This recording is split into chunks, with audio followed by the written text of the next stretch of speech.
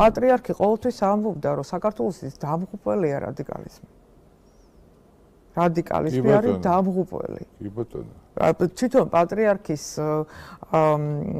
მოღვაწეობა არის მაგალითი როგორ უნდა მოიქცეს ეკლესია ასეთ სიტუაციებში. კი ბატონო. კი. ისე რომ თავის თვითყოფადობა დაიცვას, ყველაფერი დაიცვას, რაც მისთვის ძვირფასია. ყველაფერი დაიცვას, რაც მისთვის წმინდა და როგორ დახვეწილად შეიძლება ამის გაკეთება ყოველგვარი ხმაურის გარეშე რა. და ყოველგვარი დაძაბულობის და ყოველგვარი აი ამ ნეგატივის ფრქვევის და სხვისთვის კიდევ ამ ნეგატივის გადადების გარეშე რა.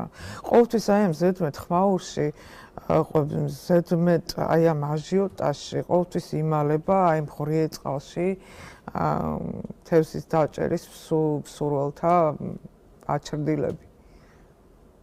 მე არ ვიცი, მე ესე ვხედავ.